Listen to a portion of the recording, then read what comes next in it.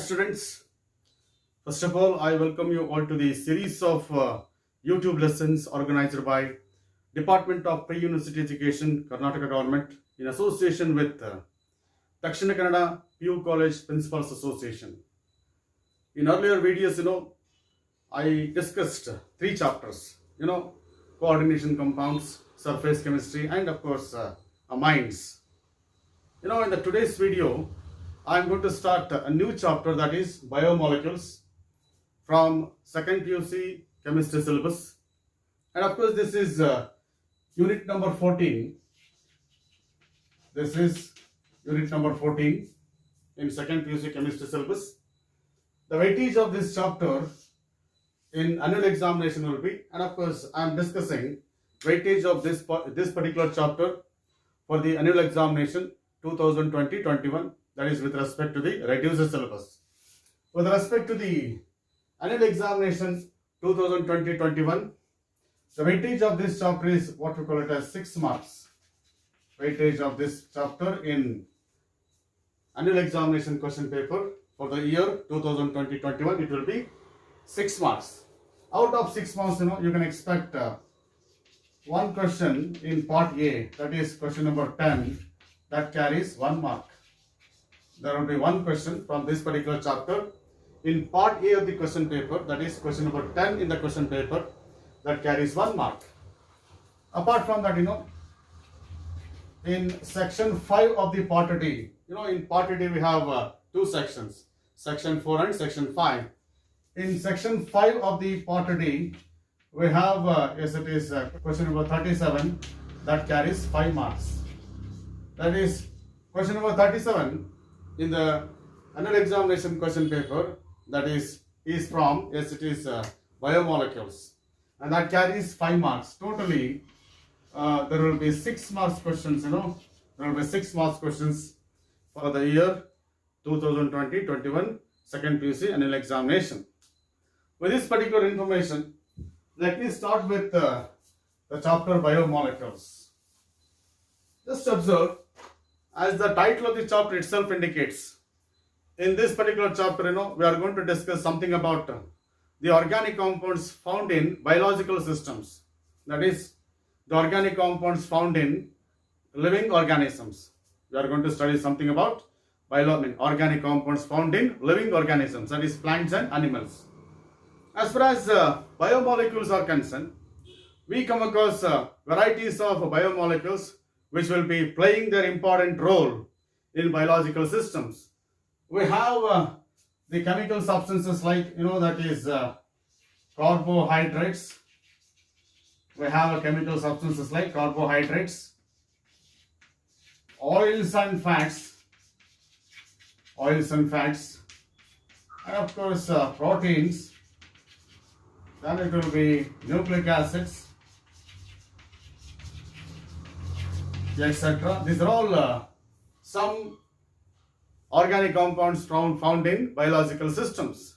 Under the headline biomolecules, in second PUC syllabus, we are going to study something about carbohydrates, proteins and nucleic acids.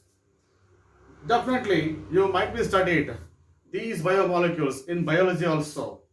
But here, under the SCT's headline biomolecules, we are going to study something about chemical aspects of these biomolecules. That is, we give importance to the structure of biomolecules, chemical properties of biomolecules. Like that, we study biomolecules with respect to the chemical properties. Under the headline biomolecules in second PUC chemistry there. Let me start with one of the biomolecules. It will be carbohydrates. We have three discussions under this particular headline: carbohydrates, proteins and nucleic acids. We'll start with the carbohydrates. Look at this, the term carbohydrate. This is a combination of two terms. The term carbohydrate is a combination of two terms. One is, carbo, and of course hydrate. A combination of two terms that gives what we call it as carbohydrates.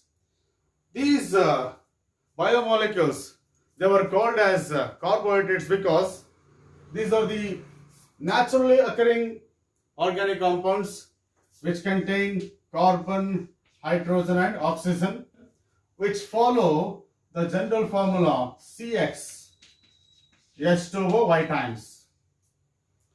In earlier days, carbohydrates were defined as the naturally occurring organic compounds containing carbon, hydrogen, and oxygen, which follow the general formula CxH2O times. They were called as carbohydrates. Just observe the general formula. This general formula itself tells you these compounds are hydrates of carbon. That's why we have CxH2O times, where X may be equal to Y or X may not be equal to Y. So, any organic compound containing carbon, hydrogen, oxygen following the general formula CxH2O times, they were called as, the carbohydrates. But there were some objections for this particular definition of carbohydrates. That is, the earlier definition of carbohydrates has got some drawbacks. Because, there were some naturally occurring organic compounds like, CH3COOH. This is naturally occurring organic compound that contains carbon, hydrogen, and oxygen. But it is not a carbohydrate. This is a non-carbohydrate molecule containing carbon, hydrogen, and oxygen. It follows the general formula C2, H2O times. Notice, if you observe the formula of this acetic acid, there are 2 carbon atoms, C2, there are 4 hydrogen atoms and 2 oxygen atoms. Therefore, the formula of acetic acid can be written as C2H2O times. This compound also follows, general formula CxH2O times. Acetic acid compound also follows the general formula CxH2O times. But acetic acid is not a carbohydrate. Acetic acid is not a carbohydrate. It is a non-carbohydrate molecule following general formula CxH2O times. Because of that, the earlier definition of carbohydrates dropped. But the term carbohydrate is retained. The meaning of carbohydrates is changed. Now, in modern chemistry, we define carbohydrates as, based on the chemical aspects of these carbohydrates, nowadays, we define carbohydrates as optically active. We define carbohydrates as optically active polyhydroxy aldehydes. Optically active polyhydroxy aldehydes or ketones. Optically active polyhydroxy aldehydes or ketones, or those organic compounds which produce such type of units upon hydrolysis are called carbohydrates. The modern definition of carbohydrates is, carbohydrates are optically active polyhydroxy aldehydes or ketones, or those compounds which produce such type of units upon hydrolysis. They are called as carbohydrates. ಈಗ modern definition ಪ್ರಕಾರ ಆ carbohydrate optically active ಆಗಿರಬೇಕು, ಪಾಲಿಹೈಡ್ರಾಕ್ಸಿ ಆಗಿರಬೇಕು. ಅಂದ್ರೆ ಪಾಲಿಹೈಡ್ರಾಕ್ಸಿ ಅಂದ್ರೆ that molecule must contain more than one hydroxyl groups. The organic compound which is optically active containing more than one hydroxyl groups, and it should contain either aldehyde group or keto group, or any organic compound which produces polyhydroxy aldehydes or ketones upon hydrolysis, and they are called as carbohydrates. For example, this C6H12O6. This is optically active. That contains 5 OH groups. Glucose is optically active that contains 5 OH groups, and also it is characterized by aldehyde group. That's why it follows the definition optically active polyhydroxy aldehyde. Or you can say, if I take fructose C6H12O6, this is optically active that contains more than one hydroxyl groups, and it contains, it is keto group. Fructose is optically active containing more than one hydroxyl groups with keto group as a functional group. That's why These two are carbohydrates because they are optically active polyhydroxy aldehydes or ketones. Now at this moment, if I take sucrose, C12, H22, O11, this is sucrose. This is optically inactive. Sucrose is optically inactive, but it produces glucose and fructose upon hydrolysis. And these two are optically active. That's why it is carbohydrate. No doubt, sucrose is optically inactive, but it produces glucose and fructose. They are optically active and they are polyhydroxy. And of course, at the same time, they contain aldehyde or ketonic group. And therefore, sucrose is also considered as a, yes, it is carbohydrate. At the same time, you just observe this starch there. Starch is optically inactive, but it produces large number of glucose molecules upon hydrolysis. This glucose is optically active and it is polyhydroxy and it produces and it contains aldehyde group. That's why any optically active polyhydroxy aldehyde or ketone or any organic compound that produces optically active polyhydroxy aldehydes or ketones upon hydrolysis, and they are called as, yes, it is carbohydrates. Now at this moment, we define carbohydrates as optically active polyhydroxy aldehydes or ketones or those compounds which produce these polyhydroxy aldehydes or ketones upon hydrolysis. They are called, yes, it is the carbohydrates. And of course, as far as your NCERT textbook is concerned, our discussion is, our first discussion is what we call it as classification of carbohydrates. The first discussion is classification of, yes, it is carbohydrates. We'll see that the classification of carbohydrates first. Yes, as per your NCERT textbook, we are supposed to study classification of carbohydrates. There are different bases for the classification of carbohydrates. There are different bases for the classification of carbohydrates. One basis for the classification of carbohydrates is classification based on their behavior. Classification based on their behavior towards hydrolysis. This is the first basis for the classification of carbohydrates. Classification of carbohydrates based on their behavior towards hydrolysis. Based on the behavior of carbohydrates towards hydrolysis, carbohydrates are classified as monosaccharides. Carbohydrates are classified as monosaccharides, or you can say, second it will be oligosaccharides. Second it will be oligosaccharides. Third it will be polysaccharides. And this classification is based on behavior of carbohydrates towards hydrolysis. So see, one by one, monosaccharides, oligosaccharides and polysaccharides. As far as carbohydrates are concerned, carbohydrates are also known as saccharides. Carbohydrates are also known as saccharides, meaning sugars. Okay, na? This is what we call it as saccharides. We'll see one by one what exactly this monosaccharide stands for. Okay, na? We'll see the detailed aspect of monosaccharides. And as far as monosaccharides are concerned, monosaccharides are simplest carbohydrates. Monosaccharides are simplest carbohydrates which cannot be further hydrolyzed to give polyhydroxy aldehydes or ketones. These are the simplest carbohydrates which cannot be further hydrolyzed to give polyhydroxy aldehydes or ketones. They are called as, yes, it is monosaccharides. As far as monosaccharides are concerned, they follow the general formula. Yes, it is CnH2O n times. This is general formula of monosaccharides. And these monosaccharides are characterized by 3 to 7 carbon atoms. These monosaccharides are characterized by 3 to 7 carbon atoms.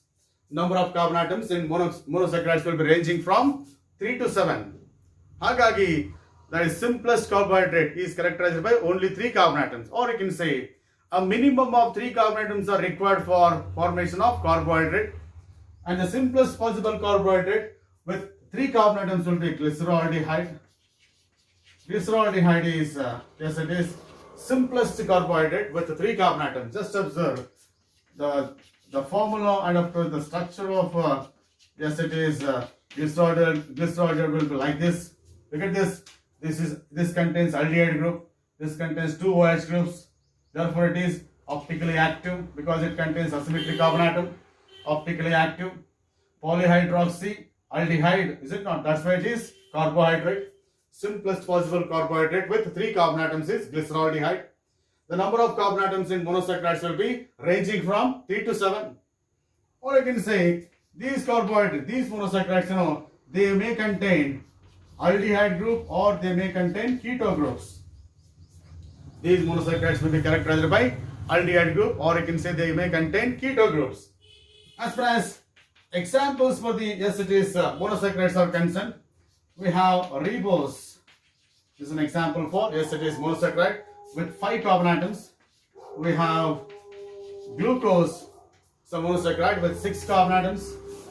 Or you can say we have fructose, monosaccharide with 6 carbon atoms. Glucose contains aldehyde group, fructose contains keto group. Polyhydroxy aldehydes or ketones. Okay, now they are polyhydroxy aldehydes or ketones with 6 carbon atoms. This is fructose.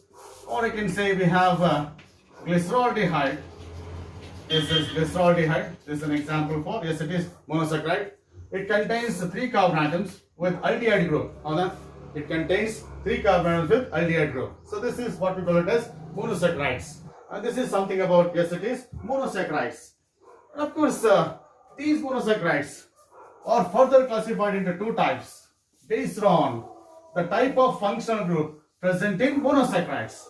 That is, monosaccharides are further classified into 2 types. That will be aldoses and of course ketoses. Aldoses and ketoses. As the name itself indicates, aldoses are characterized by aldehyde group as functional group. Ketoses are characterized by keto group as functional groups. Monosaccharides are classified into aldoses and ketoses. Aldoses contain aldehyde group, that is C double bond OH as functional group. Ketoses contain C double bond O. Look at this, these 2 are unsatisfied valences. This is divalent, this is monovalent. This is divalent. 2 lines you can observe there, 2 unsatisfied valences. This is ketoses contain keto group as a functional group. Aldoses contain aldehyde group as a functional group. As far as aldoses are concerned, we have glucose is an example for aldose. In the case of ketose, I can give fructose as an example for ketose because fructose contains keto group as functional group. Glucose contains aldehyde group as a functional group. This is what we call it as aldoses and ketoses. Once again, these monosaccharides are again classified into different types based on the number of carbon atoms. That is, we have trioses. Next it will be tetroses. Next it will be pentoses, hexoses. Fifth it will be haptoses. This is one more classification of monosaccharides depending upon the number of carbon atoms in a given molecule of monosaccharide. As I said, number of carbon atoms in monosaccharides will be ranging from 3 to 7. Number of carbon atoms in monosaccharides will be ranging from 3 to 7. Trioses are characterized by 3 carbon atoms. Trioses are characterized by 3 carbon atoms. One molecule of triose contains 3 carbon atoms. One molecule of tetroses contains 4 carbon atoms. One molecule of pentoses contains 5 carbon atoms. One molecule of hexoses contains 6 carbon atoms. One molecule of heptoses contains 7 carbon atoms. Like that, that monosaccharides are classified into trioses, tetroses, pentoses, hexoses and heptoses. As far as triose is concerned, this is glyceraldehyde is an example for trioses. Erythrose with 4 carbon atoms in its molecule. That is, it is tetrose. Ribose or arabinose. Ribose or arabinose, they are examples for, it is pentoses. glucose or fructose. They're examples for hexoses because glucose and fructose contain 6 carbon atoms. And it is pseudoheptulose. Pseudoheptulose is a one more. Yes, it is monosaccharide with 7 carbon atoms. Like that, Yes, it is. Monosaccharides are classified into, yes, it is trioses, pentoses, hexoses, tetroses, and of course heptoses. This is what we call it as another classification of monosaccharides. And of course, in the examination, you can expect some questions like this. They are going to ask questions like this. Give an example for aldotriose ಅಂತ ಕೇಳ್ತಾರೆ ಅಂತ ಇಟ್ಕೊಳ್ಳಿ. Give an example for aldotriose ಅಂತ ಕೇಳಿದ್ರೆ means monosaccharide is triose, 3 carbon atoms, and it contains aldehyde group. This is glyceraldehyde. Glyceraldehyde is an example for aldotriose. ಹೌದಾ? ಹಾಗಾದ್ರೆ aldotetrose we have, yes, it is erythrose. Erythrose contains aldehyde group with 4 carbon atoms. We have aldopentose, that is ribose, arabinose. They are examples for aldopentoses. They contain aldehyde group with 5 carbon atoms. We have aldohexose. Aldohexose, that is glucose, is an example for aldohexose because glucose contains aldehyde group with 6 carbon atoms. Like that, Give an example for ketohexose anta kelbodu, and that is fructose is an example for ketohexose because fructose contains keto group with 6 carbon atoms. This is ketohexose. Fructose is an example for ketohexose. Like that, we have ketotrioses, ketotetroses, ketopentoses, ketohexoses, ketoheptoses. Like that, monosaccharides are classified into different types. Now this is something about, yes, it is monosaccharides. Now let us see one more class of organic compounds that we classified based on the behavior of carbohydrates towards hydrolysis.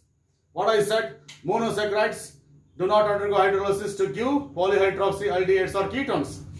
What about oligosaccharides? What about oligosaccharides?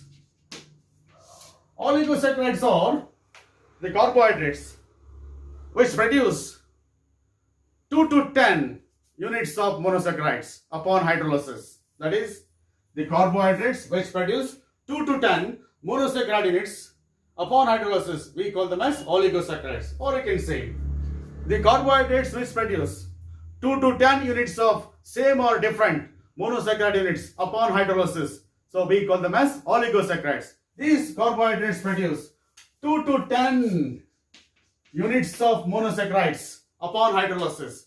So we call them as oligosaccharides. Depending upon the number of monosaccharide units formed upon hydrolysis of oligosaccharides, they are classified into different types. Oligosaccharides are further classified into, yes, it is disaccharides. Oligosaccharides are further classified into disaccharides. Second, it will be trisaccharides. Third, it will be, yes, it is tetrasaccharides. So this is the classification of oligosaccharides based on the number of monosaccharide units formed upon hydrolysis of oligosaccharide. As far as disaccharides are concerned, they produce 2 units of same or different monosaccharides upon hydrolysis. An oligosaccharide that produces 2 units of same or different monosaccharides upon hydrolysis, they are called disaccharides. Disaccharides produce 2 monosaccharides upon hydrolysis. Trisaccharides produce 3 monosaccharides upon hydrolysis. Tetrasaccharides produce 4 monosaccharides upon hydrolysis. As far as disaccharides are concerned, disaccharides can be represented by a general formula CnH2O n minus 1 times. This is general formula of disaccharides. Why, as I said, disaccharides will produce 2 monosaccharides upon hydrolysis because these disaccharides are produced by combination of two monosaccharides by losing one water molecule.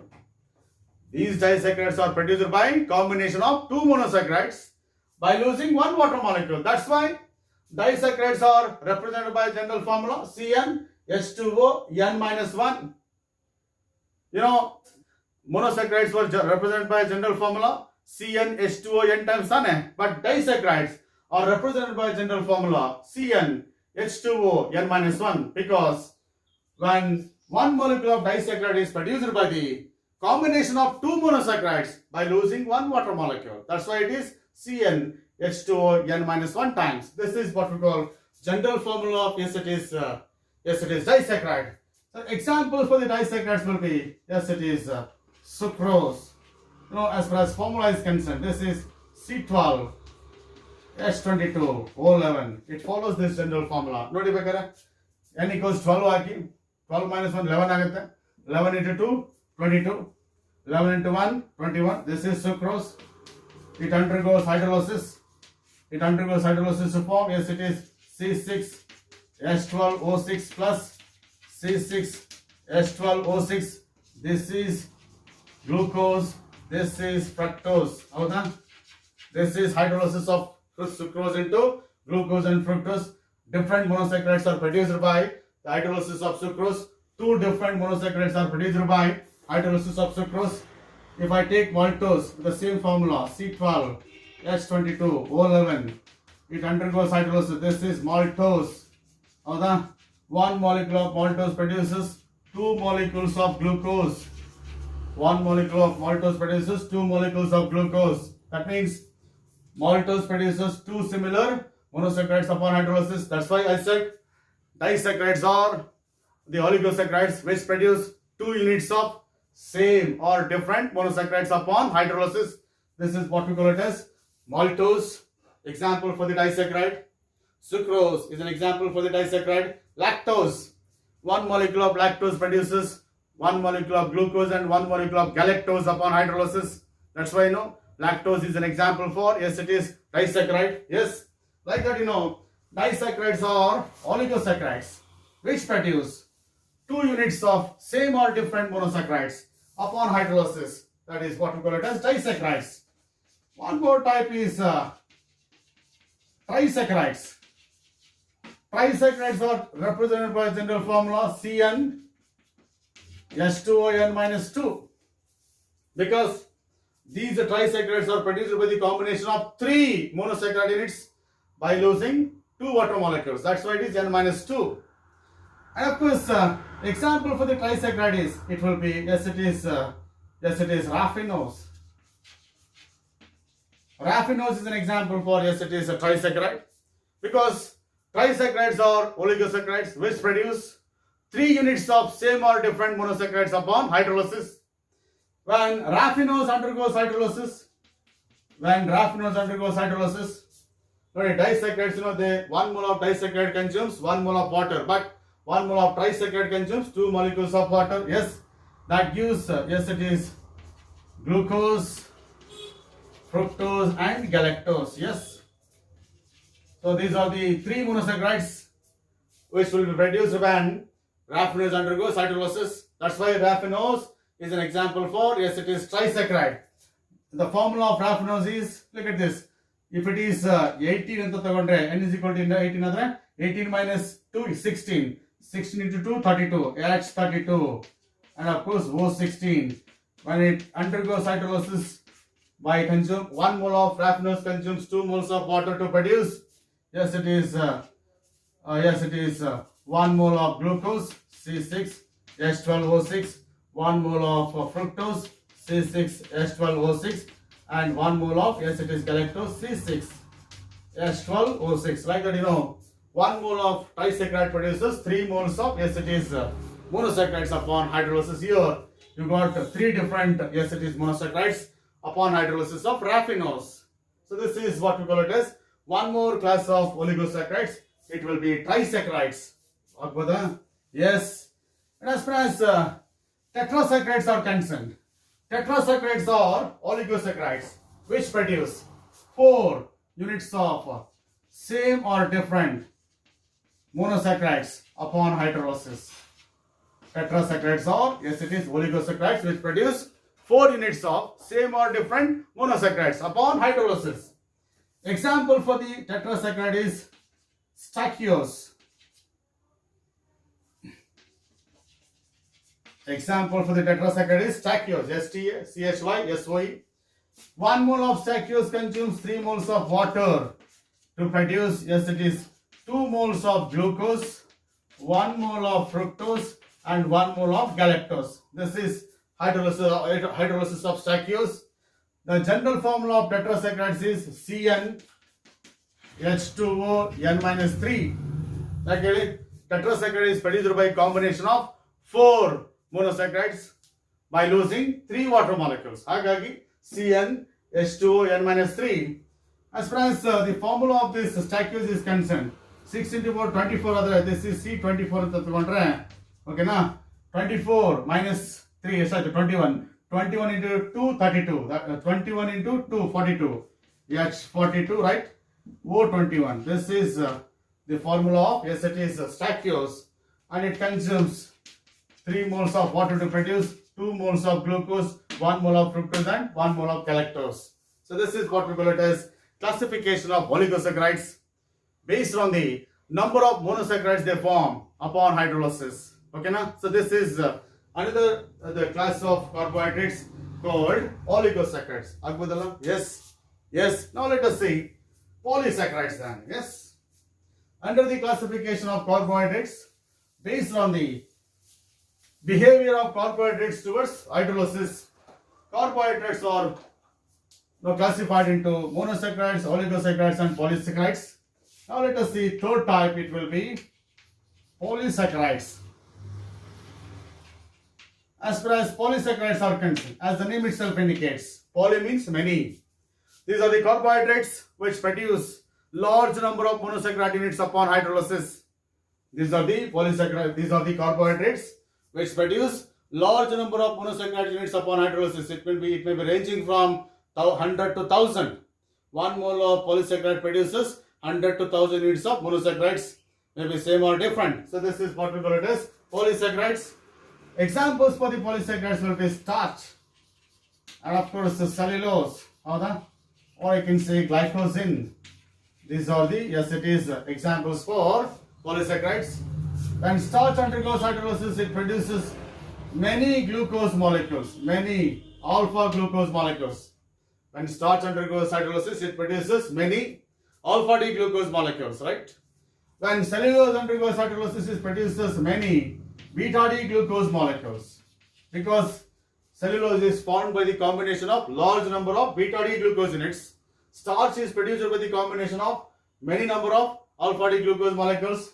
Glycogen also produces many number of alpha D glucose units upon hydrolysis. So this is what we call examples for, yes it is, polysaccharides. The carbohydrates which produce large number of monosaccharide units upon hydrolysis, they are called polysaccharides.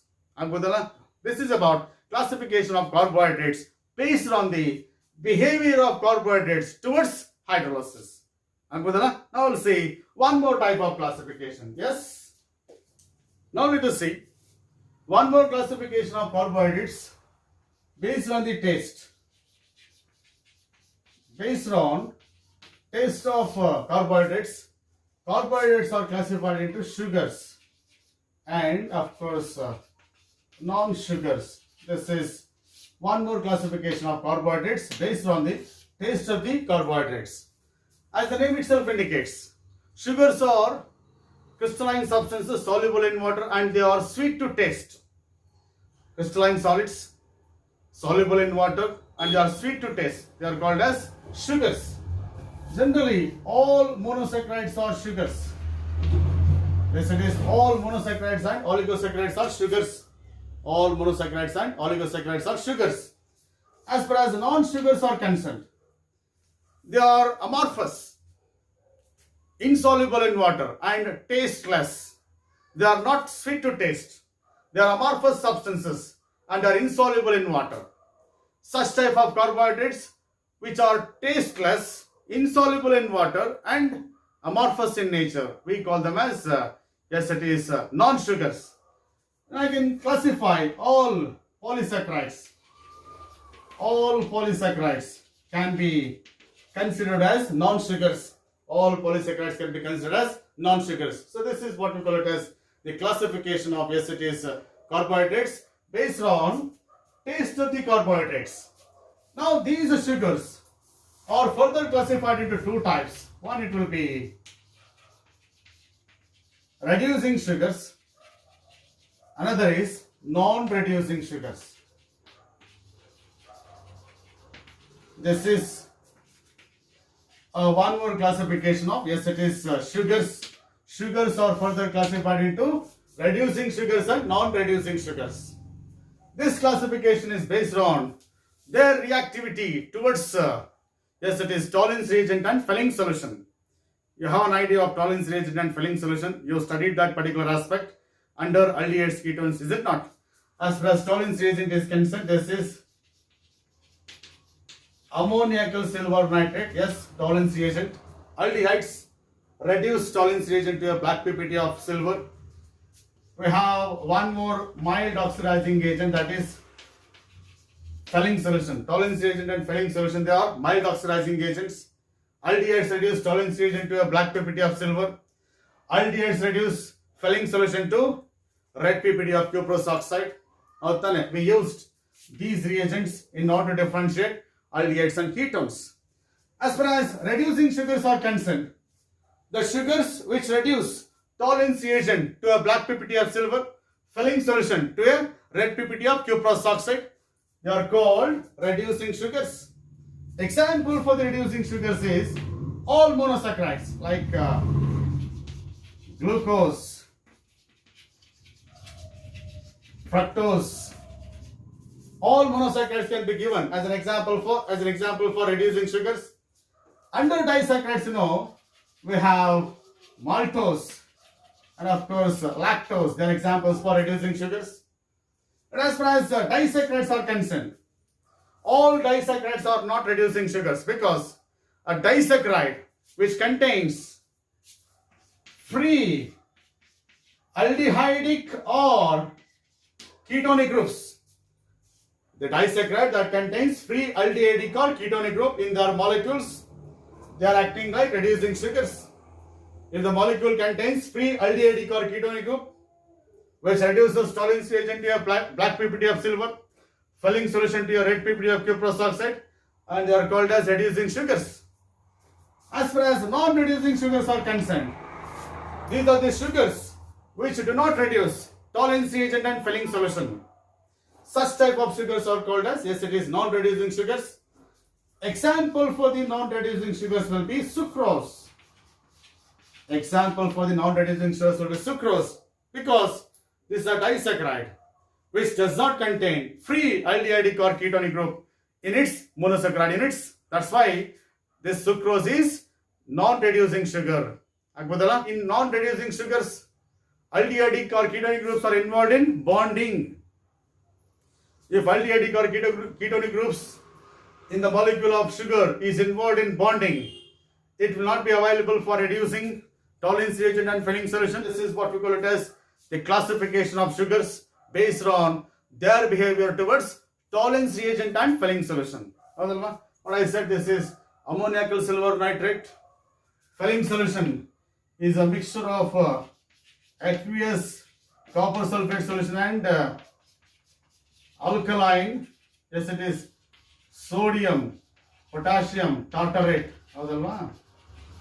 We discussed it, in aldehydes and ketones. You studied this. Mixture of aqueous solution of copper sulfate and alkaline solution of sodium, potassium, tartarate. That mixture is called Fehling solution. This is called Fehling solution A. This is called Fehling solution B. Equimolar mixture of Fehling solution A and B is called Fehling solution. Yes. So this is what we call it as classification of carbohydrates based on taste. At this moment, as per your NCERT textbook, you are supposed to study the glucose, preparation of glucose and properties of glucose, right? The chemical properties of glucose and of course chemical methods available for the preparation of glucose, right? Now see that yes, it is glucose And of course, as far as glucose is concerned, this is also known as grape sugar because it's a carbohydrate found in grapes. In almost all sweet fruits, this glucose is available. Even this glucose is found in honey. Even this glucose is found in honey. And of course, this is what we call it as, yes, it is glucose, a grape sugar. This glucose is also known as dextrose. And that is based on its optical property. This glucose is dextrorotatory. It rotates plane of the polarized light in clockwise direction. That's why this is glucose is a dextrorotatory substance. That's why glucose is called dextrose, or it can be called, yes, it is grape sugar. Under the headline glucose, you are supposed to study, yes, methods of preparation of glucose. You see that methods of preparation. This is the first discussion. Two methods are to be discussed. First is from sucrose. Preparation from sucrose. When sucrose, right, C12, H22, O11 is subjected to hydrolysis in presence of dilute acid, like dilute H2SO4 in alcoholic solutions. When sucrose undergoes hydrolysis in presence of dilute sulfuric acid in alcoholic solutions, you are going to get, yes, it is C12, H12, C6, H12O6 plus C6, H12O6. One, it will be glucose, another it will be fructose. And remember, glucose and fructose, they are characterized by the same molecular formula. They are isomers, and especially functional isomers. Glucose contains aldehyde group as a functional group. Fructose contains keto group as a functional group. They are functional isomers, right? As far as the second method is concerned, glucose can be obtained from starch. Okay? When starch undergoes hydrolysis, that is, as far as starch is concerned, it will be C6H10O5 N times. This is general formula of all polysaccharides. C6H10O5. If it undergoes hydrolysis with n number of water molecules, okay, in presence of dilute sulfuric acid, yes, at about 393 kelvins under 2 to 3 atmospheric pressure. These are the conditions that you have to maintain. When starch undergoes hydrolysis in presence of dilute sulfuric acid at 393 kelvins under 2 to 3 atmospheres, you are going to get n moles of C6H12O6, and that will be, yes, it is glucose. It's a polysaccharide. Upon hydrolysis, it produces n number of glucose molecules. So this is what we call it as the preparation of glucose by the hydrolysis of sucrose, and yes, it is starch there. Now at this moment, we'll take up next discussion. It will be very important as far as your annual examination is concerned. It will be properties of glucose, right? We'll see that, right? As far as the properties of glucose are concerned, no doubt glucose is characterized by many properties. But among the properties available, under the headline chemical properties of glucose, we are going to study those chemical properties through which one can derive the structure of glucose. As per our NCERT textbook, we are going to study those chemical properties of glucose through which one can derive the structure of glucose molecule. Based on the chemical properties of glucose, you can arrange 6 carbon atoms, 12 hydrogen atoms and 6 oxygen atoms in a molecule of glucose. You can get the complete structure of glucose based on the, yes, it is the chemical properties of glucose, what we are studying now. Okay, that's why, whatever the discussion that we are doing now, that is structural elucidation of glucose based on the chemical properties of glucose. You can also study those properties under the headline structural elucidation of glucose. Okay, structural elucidation of glucose based on the chemical properties of glucose. ಆ title ಅನ್ನು ಕೂಡ ಈ discussion ಗೆ ಕೊಡಬಹುದು. But ನಿಮ್ಮ NCERT text book ಅಲ್ಲಿ chemical properties of glucose ಇರೋದ್ರಿಂದ ನಾನು ಅದೇ ಟೈಟ್ಲ್ ಅನ್ನ ಕೊಡ್ತಾ ಇದ್ದೀನಿ. ಓಕೆನಾ, ನೆನಪಿರಲಿ, I am going to study those chemical properties through which I can derive the structure of glucose. No, one by one. Yes. Based on the elemental analysis and molecular mass determination, molecular formula of glucose is found to be C6H12O6. That means one molecule of glucose contains 6 carbon atoms, 12 hydrogen atoms and 6 oxygen atoms. The next challenge in front of us is we need to understand how these 6 carbon atoms, 6 oxygen atoms and 12 hydrogen atoms arranged in a molecule of glucose. As far as look at the molecular formula of glucose. Based on the elemental analysis and molecular mass determination, I said, as far as analysis of organic compounds is concerned, you studied qualitative analysis and quantitative analysis of elements in organic compounds in first PUC. You studied detection of carbon, hydrogen, oxygen, chlorine, halogens, nitrogen, sulfur, these things you studied. Based on the qualitative analysis data and quantitative analysis data, if you know the type of elements present in a given organic compound, you can determine the percentage of the element present in a given organic compound. That is quantitative analysis. As you studied, if you know the percentage of each element present in a given molecule of organic compound, you can determine its empirical formula. By knowing empirical formula and molecular mass, you can determine molecular formula. That's why I said, based on the elemental analysis and molecular mass determination, the molecular formula of glucose is found to be C6H12O6. As far as the first property to be discussed is, that is action of hydrogen iodide. When glucose is heated with, it is hydrogen iodide,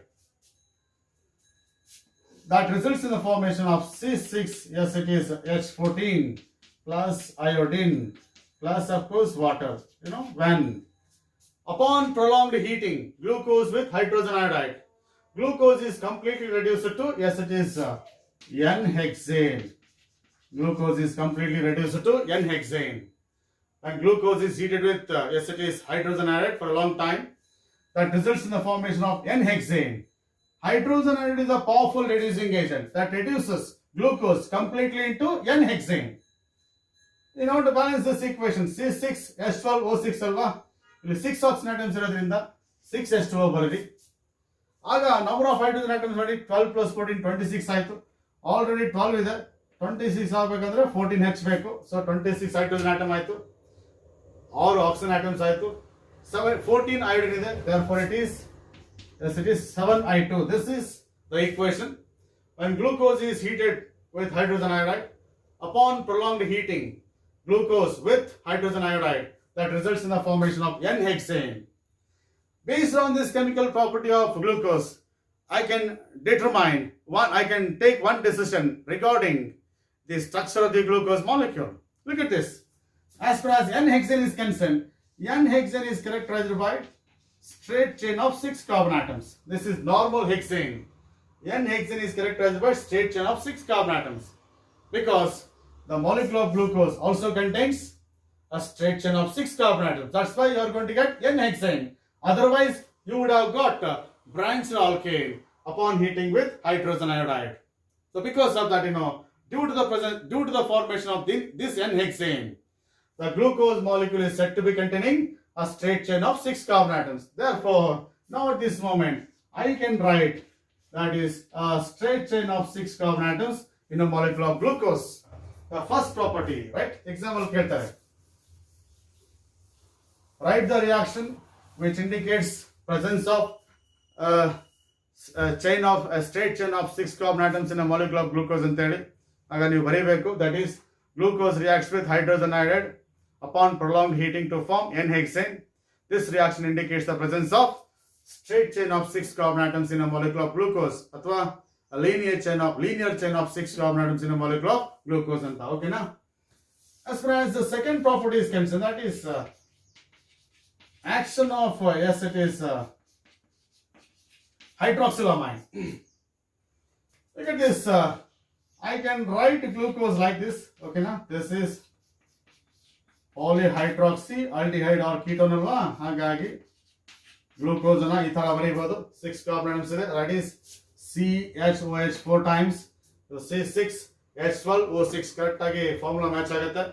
This is glucose, right? Okay na? When glucose reacts with, yes, it is hydroxylamine. This is hydroxylamine, yes. And glucose reacts with hydroxylamine, yes. That is condensation takes place. Molecular fluid is removed. Okay na? That results in the formation of, yes, look at this. That results in the formation of glucose oxime, right? This is 4 times, and of course this is CS2H. This is glucose oxime. And glucose reacts with hydroxylamine, that results in the formation of glucose oxime. Just remember, you studied this particular reaction in aldehydes and ketones. Carbonyl compounds react with hydroxylamine to form oximes. On the basis of this reaction, what I can conclude at this moment, a molecule of glucose contains, yes, it is carbonyl group. This reaction indicates the presence of carbonyl group. And of course, at the same time, when same glucose reacts with, yes, it is hydrogen cyanide.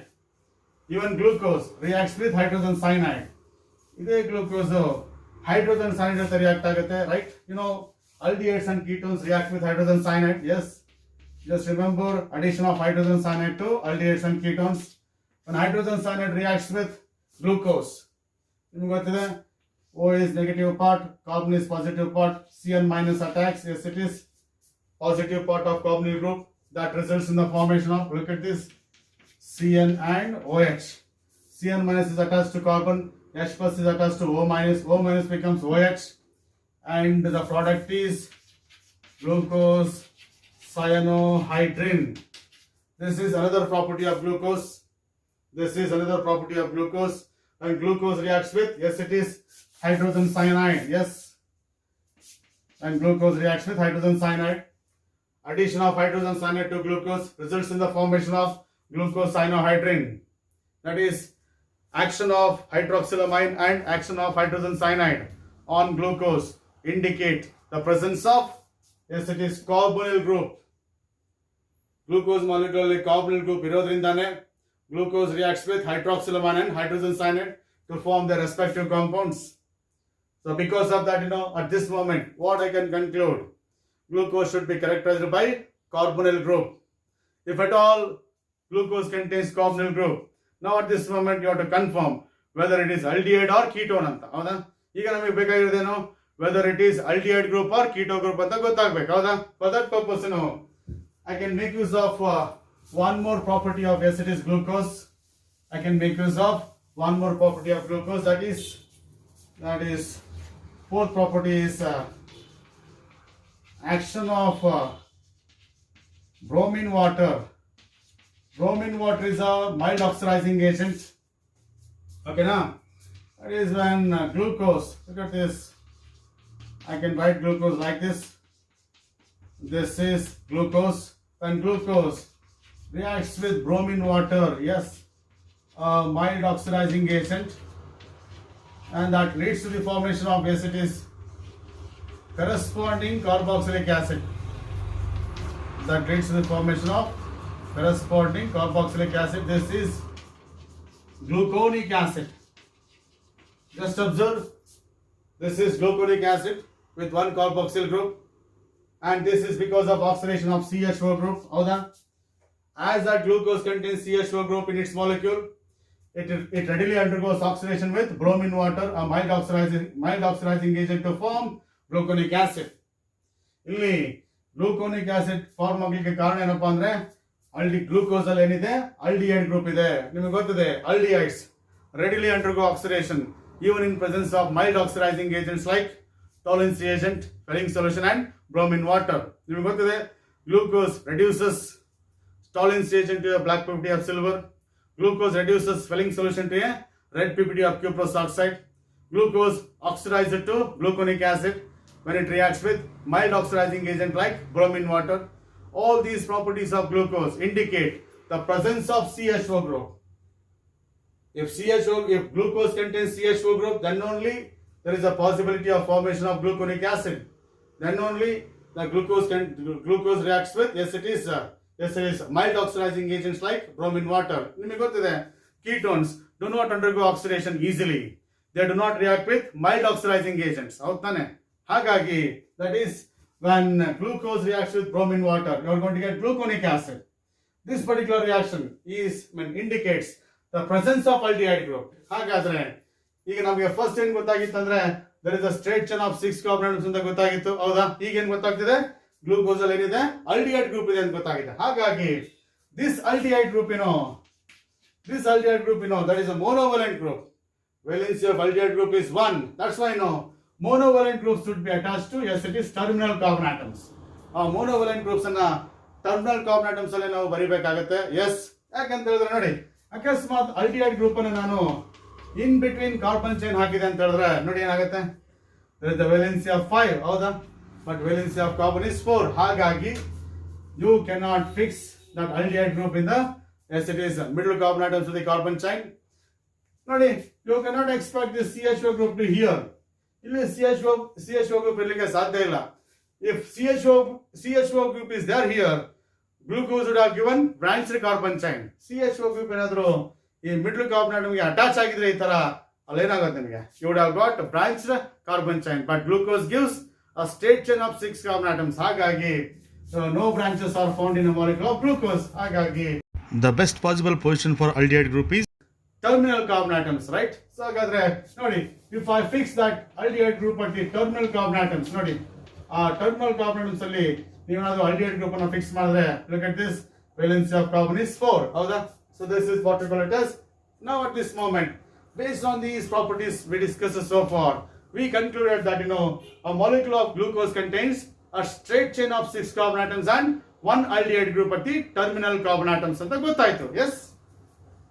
Now at this moment we'll go to the one more property of glucose, that is action of yes it is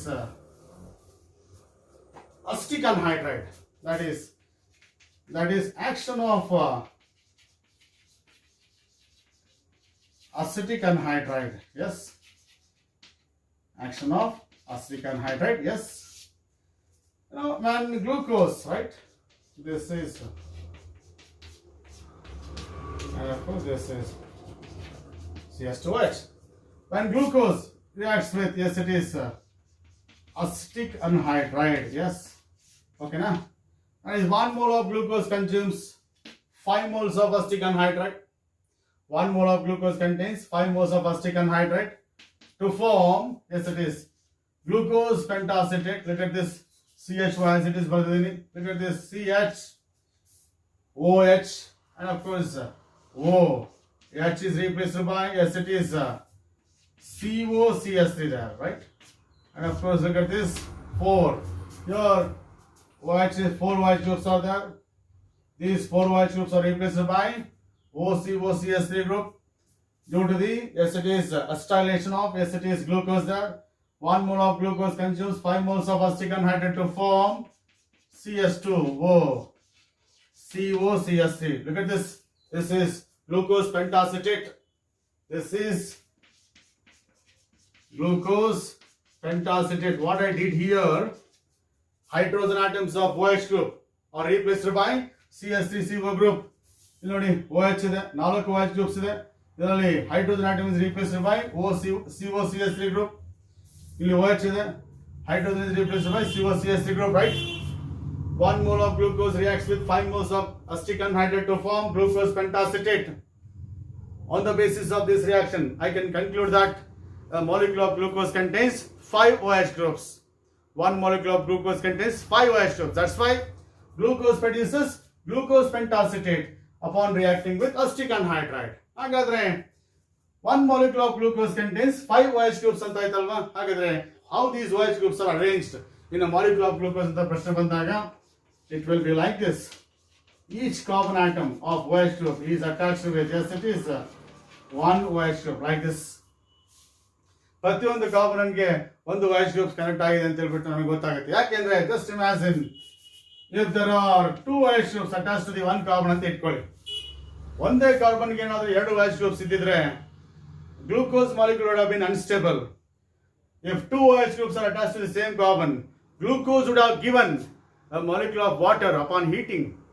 ಎರಡು OH ಒಂದೇ carbon connect ಆಗಿದ್ರೆ glucose heat ಮಾಡಿದಾಗ water ನ produce ಮಾಡಬೇಕಾಗಿತ್ತು. But glucose does not produce water upon heating. Means what? That each carbon in glucose is attached with one OH group. This is the presence of 5 OH groups in a molecule of glucose. This is one more conclusion that I can draw on the basis of yes, it is action of acetic anhydride on, yes, it is glucose there. Apart from that, as far as the sixth property is concerned, when there is action of concentrated, yes, it is nitric acid. This is action of concentrated nitric acid, right? No doubt, glucose contains alcoholic groups. Now at this moment, it's very essential that you need to know whether the alcoholic groups are primary or secondary. Whether the alcoholic groups are primary or secondary. That you need to know. For that purpose, I can go for this particular reaction, that is action of concentrated nitric acid. Concentrated nitric acid is a very good oxidizing agent, that is a strong oxidizing agent. Concentrated nitric acid is a strong oxidizing agent. When glucose, right? This is glucose. When it is oxidized in presence of concentrated nitric acid, when glucose is oxidized in presence of concentrated nitric acid, oxidation of glucose results in the formation of dicarboxylic acid. Oxidation of glucose results in the formation of dicarboxylic acid. Notice CHO is oxidized to COOH, CS2OH is oxidized to COOH. This is what we call it as saccharic acid. Glucose gives saccharic acid upon oxidation, dicarboxylic acid. Not only this glucose, even gluconic acid. Look at this. This is gluconic acid, alva. This is gluconic acid. Even gluconic acid produces, even this gluconic acid produces saccharic acid upon oxidation with concentrated nitric acid. Glucose as well as gluconic acid produce saccharic acid on reacting with concentrated nitric acid, a strong oxidizing agent. And this particular reaction indicates the presence of primary alcoholic group, that is CH2OH group in a molecule of glucose. Primary alcohols upon oxidation give aldehydes. These aldehydes undergo further oxidation to give carboxylic acids with same carbon atoms. Hagagi, primary alcohol, due to the presence of primary alcohol only, so that glucose is producing saccharic acid. If glucose is heated with strong oxidizing agent, aldehyde group as well as primary alcoholic group undergoes oxidation to give a dicarboxylic acid, we call it as saccharic acid. Hagagi, molecule of glucose must be characterized by one primary alcoholic group. Once again, primary alcoholic group is monovalent. As I said, monovalent functional group should be attached to the terminal carbon atoms. Hagagi, that primary alcoholic group should be here. This is CH2OH. This is primary alcoholic group should be here. This is CH2OH. So of course, these are the chemical properties that I can use in order to arrange the 6 carbon atoms, 12 hydrogen atoms and 6 oxygen atoms in a molecule of glucose. Thereby, I can obtain, yes, it is the structure of glucose. This is what we call it as structure of glucose. Just observe, I have arranged 6 carbon atoms, 6 oxygen atoms, and of course, yes, it is 8 hydrogen atoms now. Illi 6 carbon atoms and 6 hydrogen atoms and 8 hydrogen atoms and arrange madidini. Remaining 4 hydrogen atoms must be attached to carbon in order to satisfy the valency there. So this is what we call it as the structure of glucose, open chain structure of glucose. Just observe the structure of glucose here. A glucose molecule is characterized by 4 asymmetric carbon atoms. So the molecule of glucose is characterized by 4 asymmetric carbon atoms. Hagagi, glucose is definitely optically active. Glucose is definitely optically active with 4 asymmetric carbon atoms. Therefore, number of possible optical isomers in the case of glucose will be 2 to the power of 4. It will be 16. 16 possible optical isomers that you can expect for the molecule glucose. You know that as far as optical isomers are concerned, optical isomers differ one another with respect to the spatial arrangement of atoms or groups in the molecules, in their molecules. ಹೌದಾ? Optical isomers ಅಲ್ಲಿ ಏನ್ differences ಇರುತ್ತೆ ಅಂದ್ರೆ there is a difference in the spatial arrangement of atoms or groups, ಹೌದಾ, around the asymmetric carbon atoms. ಹಾಗಾಗಿ and of course as far as the exact spatial arrangement of OH groups attached to the asymmetric carbon atom in a molecule of glucose is concerned, that will be given by the scientist Fischer.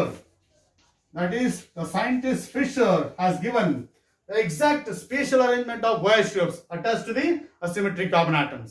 And of course, according to Fischer, the exact, yes it is the configuration of, yes it is glucose, exact spatial arrangement of OH groups in a molecule of glucose will be like this. Look at this. Total we have 6 carbon atoms. You just write CH2OH here and it will be, yes it is CHO. ಇವೆರಡು ಬರೆದ್ಬಿಟ್ಟು ಓಕೆನಾ. ಇಲ್ಲಿ ನೋಡಿ, among these remaining 4 OH groups, look at this. 3 OH groups like this, right side ಇದೆ, and here it is H. This will be OH group. This is what we call it as the spatial arrangement of OH groups, ಹೌದಾ. And remaining, this is H. Here it is OH. ಇಲ್ಲಿ OH ಇದೆ, therefore it is H. ಇಲ್ಲಿ OH ಇದೆ, ಇಲ್ಲಿ ಏನಾಗುತ್ತೆ H ಆಗುತ್ತೆ. This is what we call it as the exact spatial arrangement of OH groups in a molecule of glucose, right? This is what we call it as glucose. Look at this. Here, this is one asymmetric carbon. This is one asymmetric carbon. And of course, there, and of course, 4 asymmetric carbons there. Adರಲ್ಲಿ ನೋಡಿ, this is 1, this is 2, this is 3, this is 4, this is 5 ಅಂತ ಆದ್ರೆ ನೋಡಿ, the OH groups on the 5th, 4th and 2nd asymmetric carbon atom, they are on the right side. OH group on the 3rd asymmetric carbon atom will be on the left side. ಇದೇ ರೀತಿ arrangement ಅನ್ನು ನೀವು maintain ಮಾಡಬೇಕು, ಓಕೆನಾ. ಯಾಕಂದ್ರೆ if there is any slight changes in the arrangement of OH groups, that cannot be a structure of glucose. ಯಾಕೆ ಇದನ್ನ ಹೇಳ್ತೀನಿ ಅಂದ್ರೆ ನೋಡಿ, ಅಕಸ್ಮಾತ್ ನೀವು ಗ್ಲೂಕೋಸ್ ಬರೀಬೇಕಾದ್ರೆ, ಗ್ಲೂಕೋಸ್ ಸ್ಟ್ರಕ್ಚರ್ ಬರೀಬೇಕಾದ್ರೆ H ಅನ್ನ ಇಲ್ಲಿ ಬರೆದು OH ಅನ್ನ ಇಲ್ಲಿ ಬರೆದ್ರೆ it is a mannose, one of the optical isomers of glucose, mannose ಆಗ್ಬಿಡುತ್ತೆ. ಹಾಗಾಗಿ H ಅನ್ನ ಇಲ್ಲೇ ಬರೀಬೇಕು, OH ಅನ್ನ ಇಲ್ಲೇ ಬರೀಬೇಕು ಫಾರ್ ದಿ ಗ್ಲೂಕೋಸ್.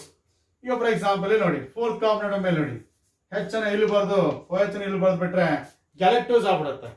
ಹಾಗಾಗಿ you should be very careful while arranging OH groups on either side of the carbon chain. So you should write like this.